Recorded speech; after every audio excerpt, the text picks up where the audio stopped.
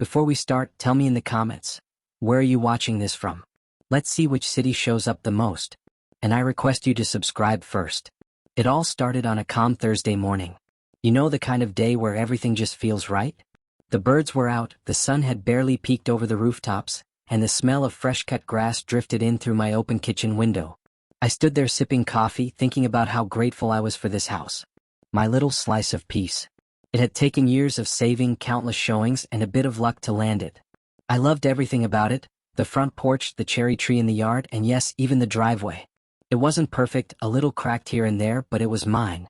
When I moved in, the neighborhood seemed friendly, quiet, stable.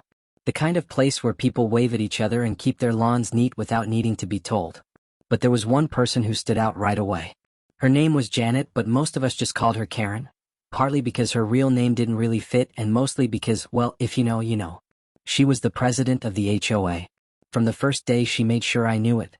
She knocked on my door the morning after I moved in, not with a pie or a welcome note, but with a folder. Inside were HOA guidelines. Neatly printed. Tap. Color-coded. She smiled, but it wasn't the warm kind. It was the kind that hides judgment behind politeness. The kind that says, welcome, but don't get too comfortable. You'll want to take a look at the driveway, she said, pointing out back. It's not quite up to code. I blinked, unsure if she was serious. I just moved in. My boxes weren't even unpacked. I nodded politely and said I'd look into it. Truthfully, I didn't care. The driveway was solid. It didn't need fixing. It didn't have potholes or deep cracks. Just a few surface lines that came with age. It was nothing. But for Karen, it was everything. She brought it up again the following week. And again after that. It became her obsession. Every time she walked by, she stared at the ground like it had personally insulted her. Once, I caught her taking pictures of it on her phone. I asked if there was a problem. She smiled and said, we all have to follow the rules, dear. At first, I brushed it off. I mean, sure, HOAs can be annoying, but how much trouble could she really cause? She didn't have power to force me to change the driveway. And besides, I had other things going on. Work, life, just trying to settle into a new place. The last thing I needed was a neighborhood feud. Still, she didn't stop. She left notes on my door. She emailed reminders. She even brought it up during a community barbecue. Loudly. In front of everyone. Some people just don't understand pride in ownership, she said, staring at me while holding a plastic fork full of potato salad. It stung a little. I hadn't done anything wrong. But I was starting to feel like maybe I didn't belong here. That maybe peace wasn't possible with someone like her nearby. One morning, I noticed a bright orange flag stuck in the lawn next to my driveway. It looked like a utility marker. Then another showed up the next day. Red, yellow, blue. I didn't think much of it at the time. Sometimes utility companies mark things for repairs or upgrades. I figured maybe something was being done in the neighborhood. But I should have asked. I should have paid more attention. Because a few days later, my world flipped. It was just after 10 a.m.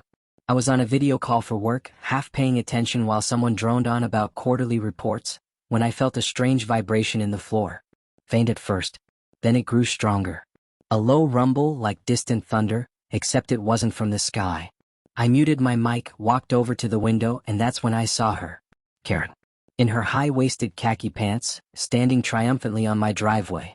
Next to her were two guys I'd never seen before, wearing dusty clothes, holding a jackhammer and tools. They were already halfway through tearing into the concrete. Chunks of my driveway were flying. Dust billowed into the air. One guy was yelling over the noise. The jackhammer roared like a beast. I rushed outside, heart pounding. What are you doing? I shouted. Karen turned toward me with that same fake smile. Fixing the problem, she said. I thought I misheard her. You, what? You can't just destroy my driveway. She shrugged. The HOA board voted to enforce compliance. You ignored repeated notices. This is necessary. I stood there stunned. My words jammed in my throat. Was this real? Was she serious? I never agreed to this. I yelled. You can't do this without my permission. She tilted her head, smug and unbothered. It's already happening. One of the workers stopped briefly to wipe his forehead. That's when I noticed something.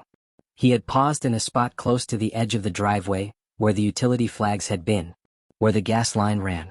I opened my mouth to say something, but it was already too late. There was a loud crack followed by a hiss.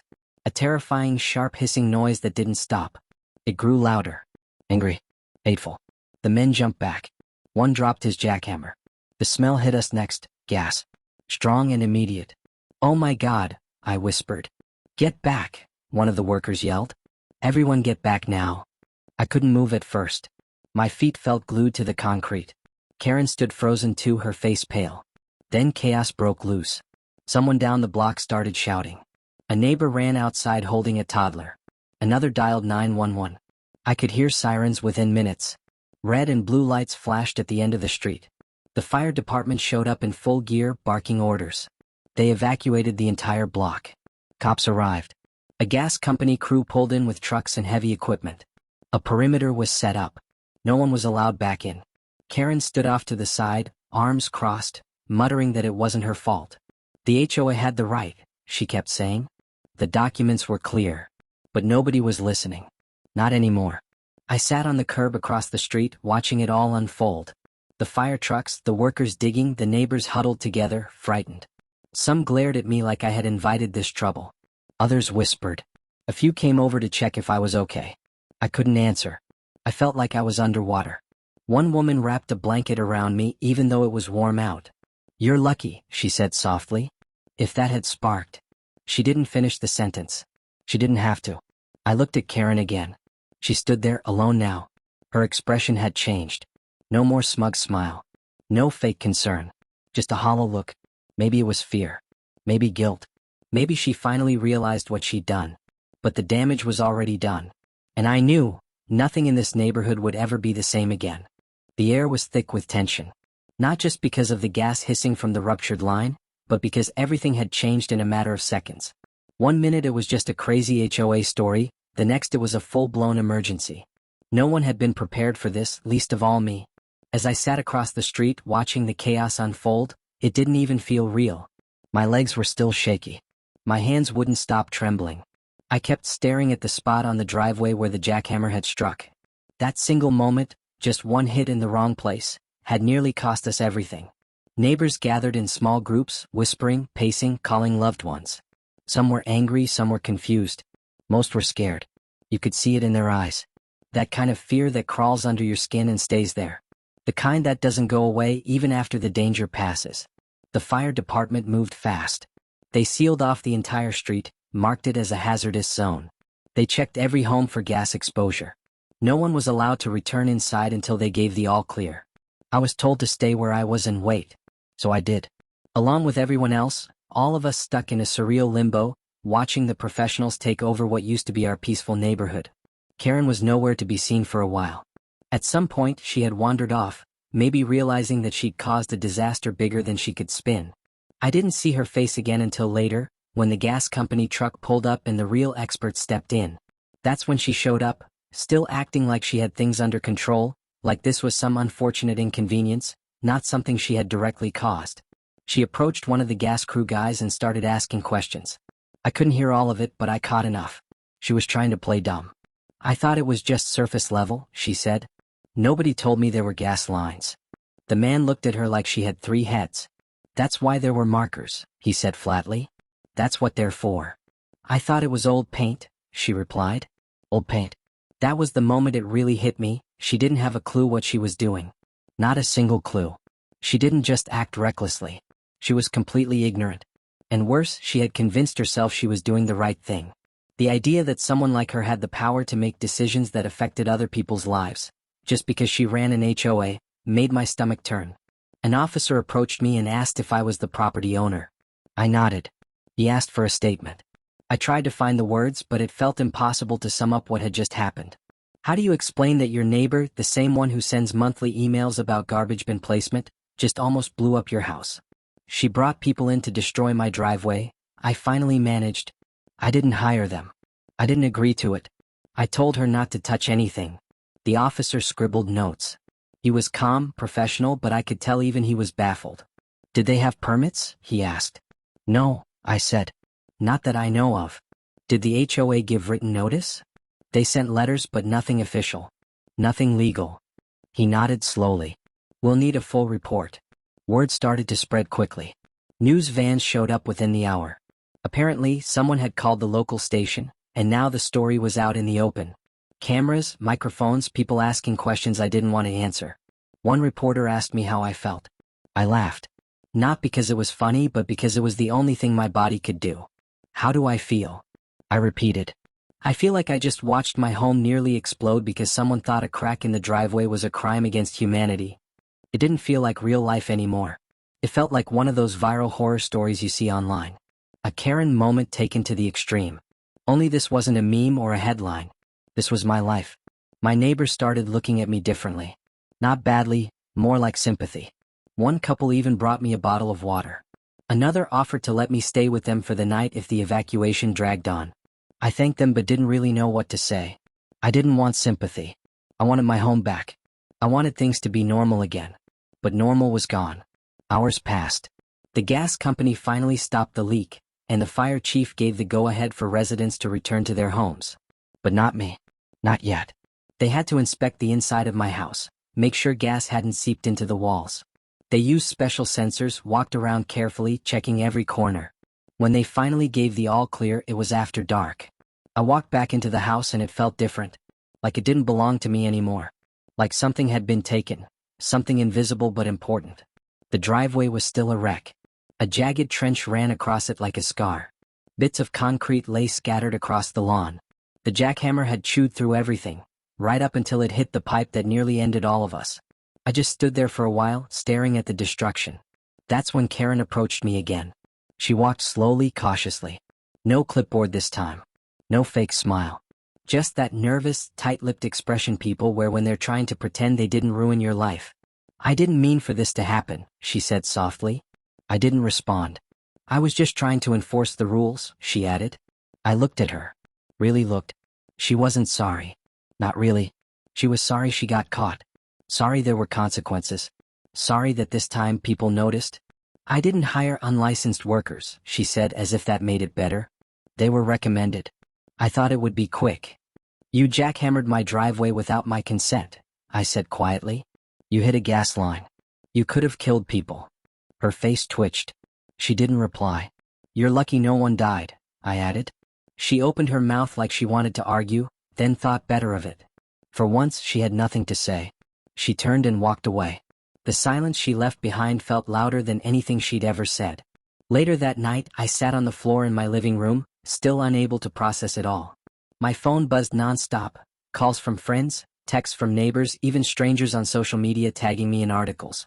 Apparently, someone had recorded the entire thing and posted it online. It was already blowing up. There was a clip of the jackhammering, then the hiss, then the panicked evacuation. And in the middle of it all, Karen standing with her arms crossed, pretending nothing was wrong. People were furious. The comments were brutal. Some called her reckless. Others wanted her arrested. There was even talk of removing the HOA entirely. Lawsuits were being mentioned. Insurance companies were getting involved. But none of that made me feel better. I didn't want revenge. I didn't want internet justice. I just wanted to understand how someone could feel so entitled, so sure of themselves, that they thought tearing up another person's property was their right. I thought back to every moment she'd complained, every note she'd left, every warning she gave. I remembered how she'd smiled when I told her no. How she believed her role gave her permission to ignore basic decency. And how far she was willing to go to prove a point. My driveway was just an excuse. This wasn't about rules. It was about control. About ego. About someone who needed to feel important even if it meant putting lives at risk. The gas line was invisible, just a pipe buried underground. But when it burst open, it exposed everything. Not just the danger but the truth behind it. The next morning I barely slept. Every little sound made me jump. I kept hearing the hiss of gas in my head over and over. The scene played on a loop. Karen standing there, the jackhammer roaring, the sickening smell, the panic. I had no energy left, but my mind wouldn't stop racing. When I finally opened the door and stepped outside, I expected silence. Maybe a few birds, maybe the usual calm that used to define our neighborhood. But instead, there were people gathered around my driveway. Some I recognized, some I didn't. A few were reporters with cameras again, others were HOA members, whispering and pointing. One guy from the utility company was back, checking the street with a handheld sensor. It wasn't over. Someone had spray painted a fresh orange circle around the area where the pipe had cracked. Bright and glaring. A new marker of what had almost happened. I stared at it for a long time. It was maybe 10 inches wide, but to me it felt like a crater. A reminder of how close everything came to collapsing. Then I heard her voice again. Karen. She wasn't shouting. She wasn't even talking to me. She was trying to explain herself, to the crowd, to the other HOA members. Saying things like miscommunication, and misunderstood intentions, and no harm was done in the end. No harm? I looked around at the wrecked driveway, at the fire-scorched grass, at the lingering anxiety written across every neighbor's face, and I felt something rise in my chest. Not just anger, something deeper. Exhaustion. Disbelief. A hollow ache that comes when your trust in people breaks. She turned toward me as if expecting me to speak on her behalf, as if I was supposed to help her clean up the mess. Instead, I walked past her without a word. My phone buzzed again. More messages. Some from lawyers. One from the city inspector. And one from a neighbor, someone I barely knew before, saying they were starting a petition to remove Karen from the HOA board. I didn't know what would come of that. Maybe nothing. Maybe everything. What I did know was this: the sound of a jackhammer should never be the sound that changes your life. But for me it was. It ripped through more than concrete. It shattered trust. Safety. And while the gas line was sealed, the damage ran deeper. The driveway could be fixed. The grass would grow back. But what Karen broke, what she really destroyed, was the fragile belief that common sense and decency were enough to keep people safe from power misused. And that's the part that still haunts me. And the scariest part? No one saw it coming.